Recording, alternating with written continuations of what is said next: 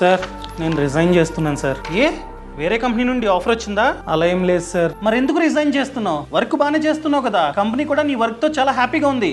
చూడు మనం అమెరికాలో ఉన్నాం, ఇక్కడ కనుక రిజైన్ చేసి వేరే జాబ్ని ఎత్తుక్కోవాలంటే చాలా కష్టం, గుర్తుపెట్టుకో. నిజమే సార్, నాకు ఈ జాబ్ అంటే చాలా ఇష్టం. కానీ లాస్ట్ వీక్ ఇండియాలో ఉన్న నా ఫాదర్కి మెడికల్ ఎమర్జెన్సీ వచ్చింది. నేనేమో ఎక్కడుండిపోయా, దగ్గరుండి చూసుకోవడానికి ఎవ్వరూ లేరు. అందుకనే జాబ్ రిజైన్ చేసి ఇండియాకి వెళ్ళిపోతాం అనుకుంటున్నాను సార్.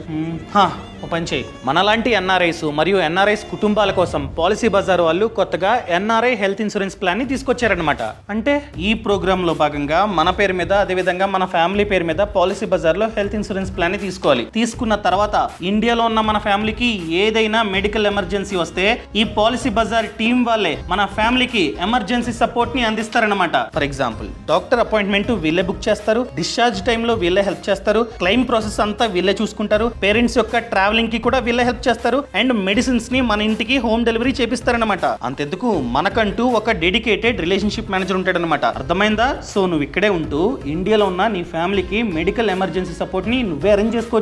Super sir. ఈ ప్లాన్ ని ఎలా తీసుకోవాలి? సింపుల్, ఛానల్ ప్రొఫైల్లో లింక్ ఇచ్చా, క్లిక్ చేసి డైరెక్ట్ గా ఈ పాలసీని నువ్వైతే తీసుకోవచ్చు అనమాట. నువ్వు ఎన్ఆర్ఐ కాబట్టి 18% GST నువ్వైతే కట్టాల్సిన అవసరం లేదు. దాంతో పాటు ఈ హెల్త్ ఇన్సూరెన్స్ ప్లాన్స్ విదేశాలతో కంపేర్ చేస్తే ఇండియాలో 35% వరకు చీపర్ అనమాట. కావాలంటే తీసుకో.